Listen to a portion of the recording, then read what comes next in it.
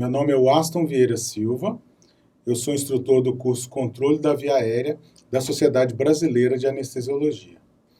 Eu vou falar para vocês sobre o preparo para a intubação acordado.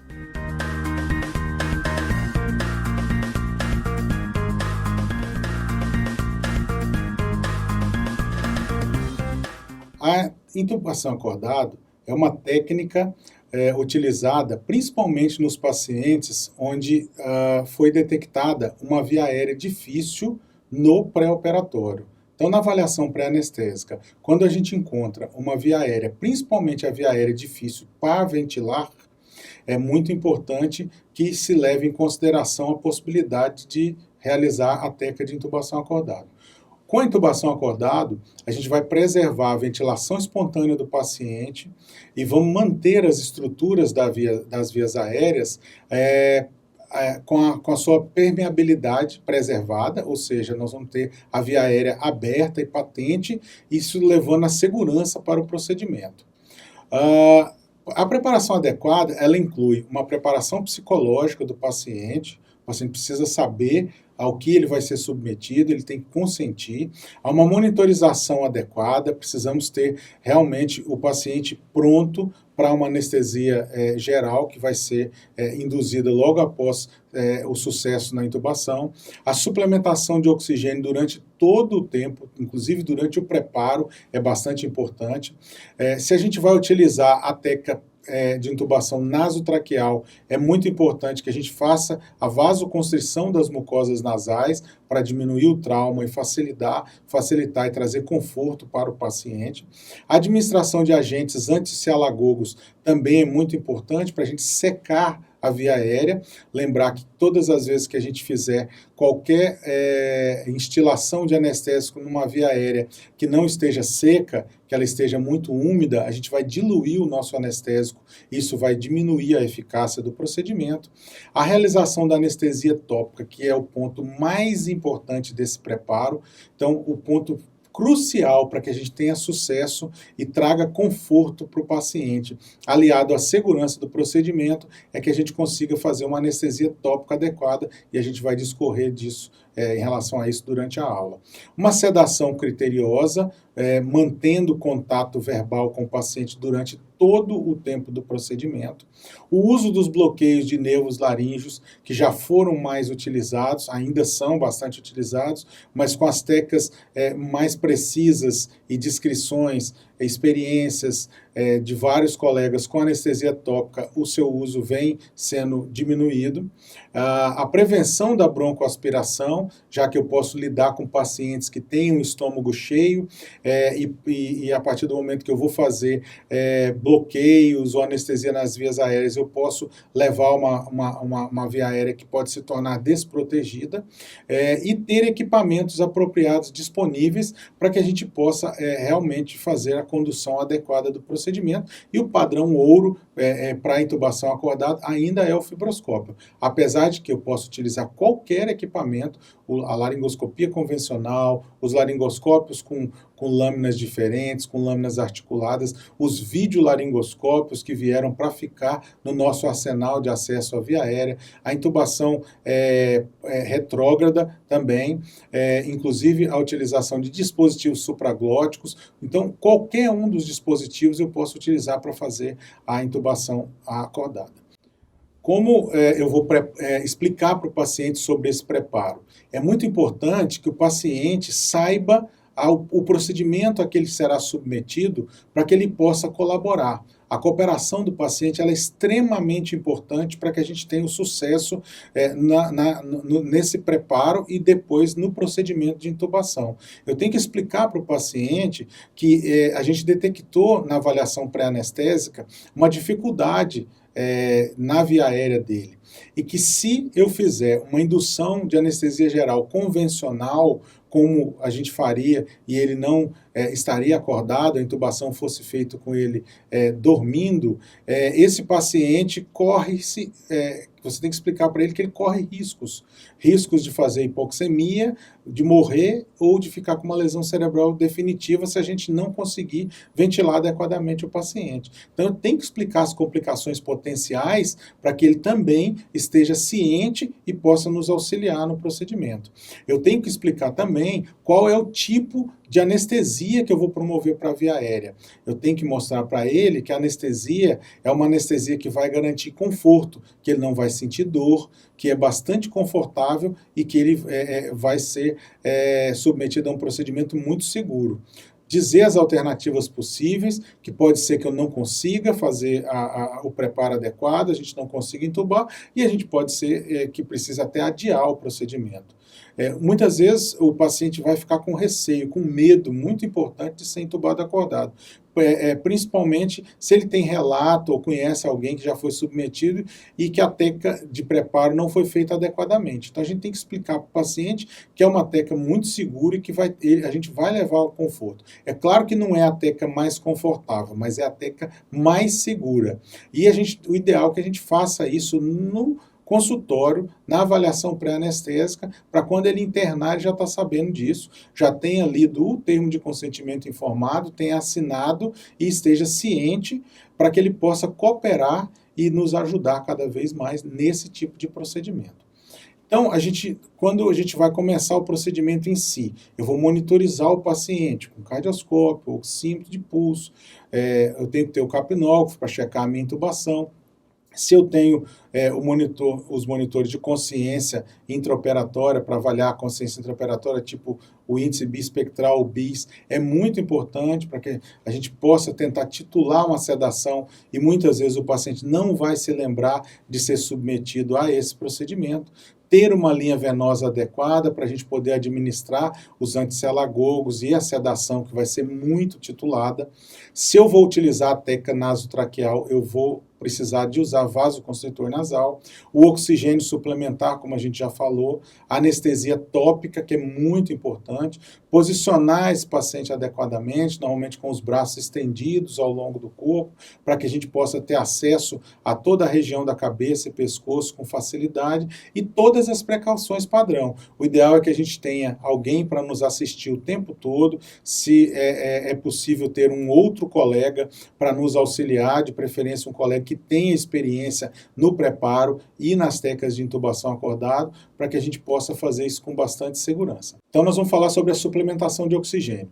Eu tenho que suplementar, fornecer, oferecer oxigênio para o paciente durante a realização do procedimento. Então, desde o início do preparo, eu tenho que oferecer oxigênio, seja através de catéter nasal, de máscara facial ou de outros dispositivos que eu possa utilizar para fornecer oxigênio. Eu queria chamar a atenção de uma técnica, que é uma técnica de oxigenação apneica, que vem sendo utilizado cada vez mais frequente no nosso meio, que é a técnica chamada TRIVE, que oferece muita segurança, inclusive a gente pode trabalhar com o paciente em apneia e oferecendo oxigênio durante todo o procedimento. Então, é muito importante que o paciente tenha uma reserva adequada de oxigênio para que eu faça todo o procedimento com bastante segurança. A sedação. A sedação é uma sedação que a gente chama de consciente, titulada. O paciente tem que seguir instruções simples, ele tem que estar respondendo ao anestesista e sabendo o que está acontecendo durante todo o tempo. Então eu tenho que manter contato verbal com o paciente o tempo todo. Se a sedação passar do ponto, eu não conseguir mais contato verbal com o paciente, eu estou colocando esse paciente sob risco. Um estudo britânico grande, que fala de complicações do manuseio da via aérea, que é o NEP4, que foi publicado em 2011, mostra que uma das grandes falhas na intubação acordada, principalmente em fibroscopia, quando a sedação passa do ponto e se torna muito profunda, então existe a possibilidade de você perder o contato e riscos para o paciente, pois ele pode fazer uma depressão respiratória e a gente realmente levar esse paciente a uma situação de hipoxemia. A gente pode usar várias classes de drogas. Os benzodiazepínicos vai levar a sedação e a amnésia por todas as vias, venosa, oral, nasal. Para um adulto médio, o midazolam em torno de 1, 2, até 3 miligramas no máximo. Isso você titulando, se você tiver o bis, é muito importante para que você vá fazendo o fármaco e vendo a reação, o que está acontecendo com o paciente e avaliando a monitorização. Os opioides vão promover a analgesia, vão diminuir os reflexos da via aérea, mas a gente tem que tomar cuidado por causa da depressão respiratória. O fentanil em doses baixas, de meio a 1, podendo chegar no máximo a 2 microgramas por quilo. O remifentanil titulando a dose, essa dose inicial pode variar aí de 0,1, 0,2, 0,3 microgramas por quilo por minuto, e a gente vai ajustando de acordo com a resposta do paciente. Lembrar que quando eu associo opioide com benzodiazepínico, há um sinergismo, isso pode levar à depressão respiratória. As doses aplicadas, elas têm que ser gradativas e até eu achar o efeito desejado, mantendo sempre o contato verbal com o paciente. Então, eu tenho que aguardar o tempo de latência desses fármacos e titular os efeitos. Posso utilizar, como eu já falei, várias classes de fármacos. A dexmedetomidine vem sendo muito utilizada, a gente tem uma grande quantidade de trabalhos. O propofol em infusão alvo controlada, da mesma maneira, sempre titulando, isso aí vai da experiência de cada um com os fármacos e da disponibilidade desses fármacos em cada um dos serviços. Esse slide mostra uma tabela com doses de vários fármacos. A gente tem várias tabelas em diversas publicações e a gente não vai entrar em detalhe de cada uma das doses, mas isso aqui é para mostrar exatamente que a gente tem uma variedade muito grande de tabelas e de doses, mas o conceito mais importante é que essa sedação seja realmente titulada. O uso dos anticialagogos. Os anticialagogos, eles vão diminuir as secreções orais, como eu já falei, e vai melhorar a eficácia da anestesia tópica que a gente vai fazer. Lembrar que eles não têm nenhum efeito sobre a secreção que já foi produzida. Então, a saliva que tem na boca do paciente, as secreções mucosas que tem na cavidade nasal, a gente tem que limpar. Usar sondas de aspiração, usar compressas, gases, e pedir para o paciente tirar toda aquela secreção que já foi produzida. O anticialagogo, ele vai evitar a produção de novas secreções. Tá? E o ideal é que sejam feitos de 30 a 60 minutos antes. A gente pode usar a atropina, lembrar que a atropina relaxa o esfíncter esofagiano inferior, então a gente tem que tomar cuidado com ela, mas existe o uso da escopolamina e uma droga que é um fármaco muito utilizado no mundo todo, mas que infelizmente nós não temos no Brasil, é o glicopirrolato. A gente tem uma grande quantidade de trabalhos descrevendo a utilização dele com sucesso. A profilaxia da aspiração do conteúdo gástrico é basicamente a mesma profilaxia que se utiliza na nossa anestesia tradicional, com antiácidos não particulados, bloqueadores dos receptores H2, a metoclopramida, os inibidores da bomba de próton, para que a gente faça essa técnica com segurança nos pacientes que têm o potencial estômago cheio. Agora vamos falar do item principal, que é o principal do conteúdo dessa aula, que é a anestesia tópica. A anestesia tópica é fundamental para o sucesso adequado da técnica. A gente pode utilizá-la das mais variadas formas, com aplicação direta, o uso dos atomizadores, que talvez seja um dispositivo indispensável na realização da técnica do preparo para intubação acordado, o uso dos nebulizadores e a técnica Spray as you go, onde você vai fazendo instilações de anestésicos à medida que você vai caminhando pela via aérea do paciente com os diversos dispositivos, principalmente o fibroscópio. Então vamos falar de cada um deles. A aplicação direta. A aplicação direta, ela pode ser feita através de spray, você pode jogar o anestésico líquido e pedir para o paciente gargarejar, o paciente deglutir uma pequena quantidade do anestésico. A gente pode utilizar uma técnica que tipo a técnica que é chamada a técnica da pasta de dente, que é pegar a lidocaína em geleia, colocar no dorso da língua do paciente, pedir para ele pressionar contra o palato duro e o anestésico vai escorrer pela língua toda do paciente e a gente ter a anestesia adequada na cavidade oral. Quando a gente vai utilizar na cavidade nasal, como vocês podem ver na figura, o uso de cotonetes embebidos com anestésico, para a gente bloquear principalmente o gânglio esfenopalatino. Obviamente isso é feito depois que a gente utiliza o vasoconstritor de mucosa nasal. E a gente pode usar o spray de lidocaína, que a gente tem ele no nosso mercado a 10%, e podemos utilizar também uma pasta que é chamada de Paces Paste, que eu queria chamar a atenção. A gente tem algumas publicações na literatura sobre ela, onde a gente vai pegar uma seringa vocês podem ver na figura, a gente vai pegar uma seringa de 10 ml e eu vou colocar 7 ml de lidocaína a 2% líquida com 3 ml de ar.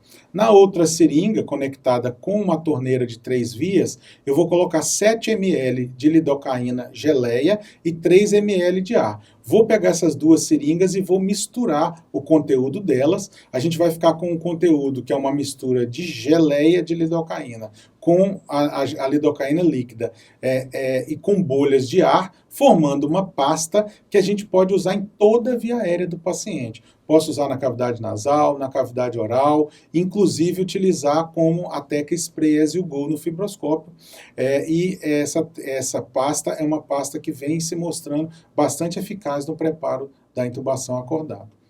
Os atomizadores, talvez seja o padrão ouro na instilação dos anestésicos locais. A gente tem vários modelos no mercado. A vantagem dos atomizadores sobre as outras tecas, principalmente as tecas que se utilizam de spray, é que eles fornecem uma nuvem de anestésico local que penetram na mucosa, tanto nasal quanto oral, quanto na mucosa da faringe e da laringe, e permite uma absorção maior do anestésico local, promovendo uma anestesia de muito maior qualidade do que a utilização de outras técnicas. Então a gente tem vários modelos, conforme vocês podem ver nas figuras, tem modelo inclusive acoplado a uma cânula orofaríngea, onde você pode fornecer o oxigênio e fornecer também o anestésico local. Existem dispositivos específicos para criança, como você pode ver aí, lúdicos, para você poder interagir com a criança, e realmente o atomizador traz para nós uma anestesia com bastante qualidade. E a última técnica que a gente vai falar é a utilização da Teca Spray As You Go, que normalmente quando a gente utiliza essa teca associada ao fibroscópio, a gente já fez todo aquele preparo que eu já relatei anteriormente. Quando eu começar a fazer a minha teca de fibroscopia, normalmente eu coloco a ponta do fibroscópio na frente das cordas vocais, vou fazer uma instilação de anestésico local, normalmente pode-se utilizar lidocaína de 2 a 4%, lembrar que no Brasil nós não temos a apresentação a 4%, eu posso fazer a 4%, pegar o spray a 10% e diluir, e montar a lidocaína a 4%, mas os trabalhos vêm mostrando que a lidocaína a 2%, sem vasoconstritor, fornece uma anestesia de bastante qualidade. Então, a gente vai fazer basicamente, a gente pode fazer a instilação do anestésico durante todo o trajeto, mas em 2 pontos são bastante importantes, que a gente faça a instilação nas cordas vocais.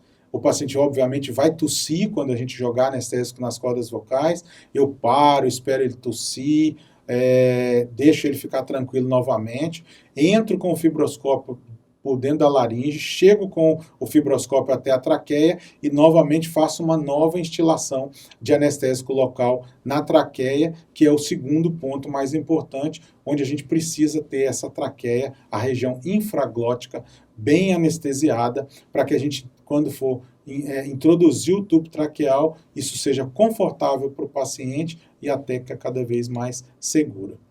Então, os anestésicos locais, principalmente a gente vai usar a lidocaína, nas suas formas líquida, geleia, lembrar que ela tem toxicidade cardíaca e do sistema nervoso central, mas essa toxicidade é baixa, o início de ação é muito rápido, a duração dela tópica é de 30 a 60 minutos, quando a gente infiltra nos bloqueios é de 1 a 2 horas, normalmente a gente usa de 1 a 2% na infiltração e nos bloqueios, a tópica de 2 a 4%, como eu já falei, a gente não tem apresentação a 4%, ela é rapidamente absorvida pela mucosa oral, então a gente tem que tomar muito cuidado com a dose total de anestésico que a gente faz, porque a gente vai usar anestésico em várias vias, nasal, oral, eu vou instilar anestésico, vou usar no atomizador, vou usar lidocaína geleia, posso fazer a pace, a pasta de pace, e além disso, até bloqueios de nervos. Então eu tenho que somar as doses de anestésicos locais para que eu não atinja a dose máxima de anestésico local e não coloque o meu paciente sob risco. Os sprays, lembrar que a gente tem a apresentação no Brasil com o spray a 10%, que cada borrifada que você dá com o spray, ela libera 0,1 ml de anestésico. Isso equivale a 10 miligramas de anestésico. Então, é muito fácil a gente abrir a boca de um paciente e dar 10 borrifadas na boca do paciente. Isso vai completar 100 miligramas de anestésico. Então, a gente tem que realmente titular bastante a dose do anestésico local para que a gente não tenha complicações de toxicidade. Os vasoconstritores são muito importantes, principalmente quando a gente vai utilizar a intubação da via nasotraqueal. Eu posso usar vários vasoconstritores, oximetazolina, fenilefrina, até a própria adrenalina pode ser utilizada como um vasoconstritor. Nos bloqueios também a gente pode usar o anestésico com vasoconstritor, que eu aumento a duração dos bloqueios anestésicos e tomar cuidados com os efeitos colaterais que cada um dos vasoconstritores podem promover. Os bloqueios, o que a gente vai falar agora na parte final da aula, a gente pode utilizar basicamente 3 bloqueios. O bloqueio do nervo glossofaríngeo, que a gente vai bloquear a orofaringe do paciente, o bloqueio do nervo laringeu superior, que a gente vai anestesiar a laringe acima das pregas vocais, e o bloqueio translaríngeo ou transcrico, que a gente vai bloquear a laringe e a traqueia abaixo das pregas vocais.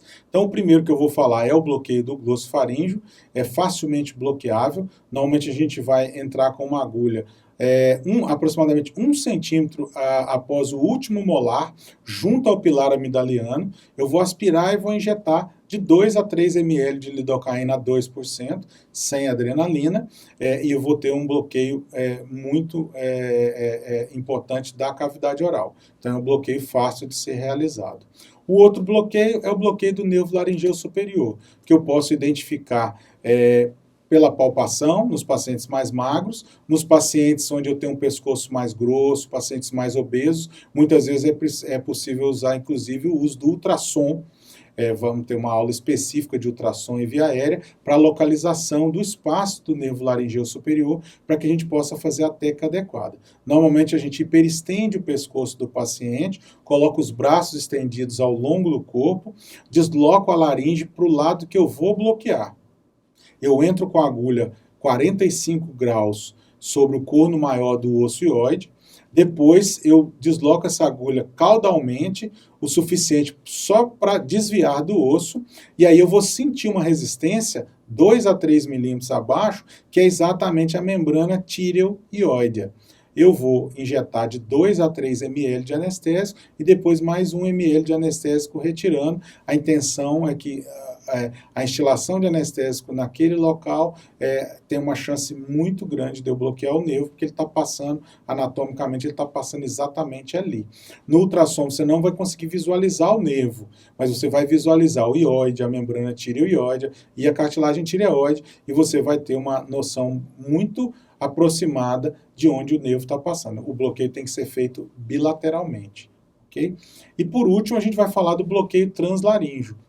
O bloqueio translaríngeo, a gente vai localizar a membrana cricotireoide, que também em pacientes onde eu possa ter dificuldade de palpação e de localizar essa membrana, eu posso utilizar o ultrassom também para localizar a membrana cricotireoide. Eu vou hiperestender o pescoço, vou pegar um catéter de punção venosa 20G, e vou colocar esse catéter perpendicular, normalmente 90 graus em relação à pele, depois que eu aspirar ar. Eu vou introduzindo e vou aspirando.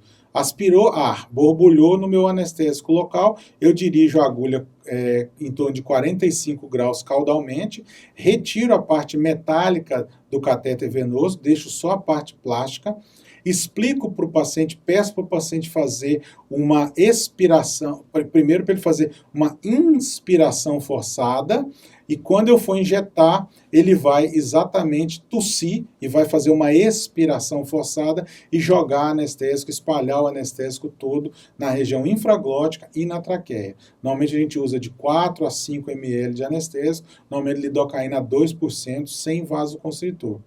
Então, é uma técnica bastante interessante que a gente vai utilizar também. E para encerrar, eu queria dizer que a gente tem que ter atenção ao paciente e dizer para ele sempre que pode não ser a técnica mais confortável.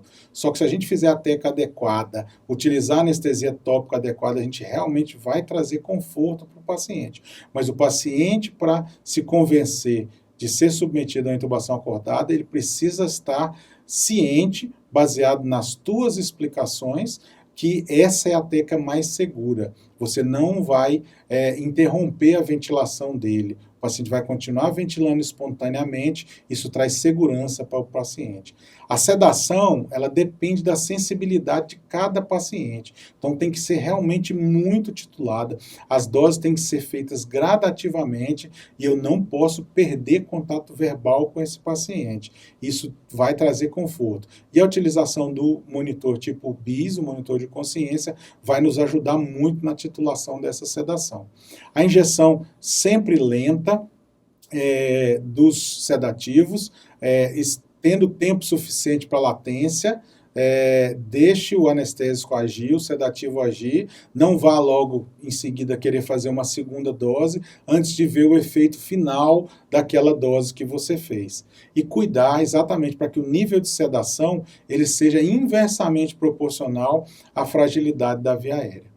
Essa técnica de intubação acordada é uma técnica muito segura, muito eficaz, mas você tem uma série de itens que tem que serem seguidos, você tem que se atentar a detalhes para que você dê segurança ao procedimento. E para que o paciente se sinta confortável, você tem que realmente fazer cada um daqueles itens. E é muito importante que a indução da anestesia geral, ela só seja realizada depois que o tubo traqueal estiver bem posicionado e estiver checada a intubação através da capnografia.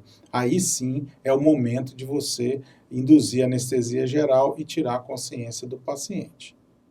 É isso que eu tinha para falar. Muito obrigado.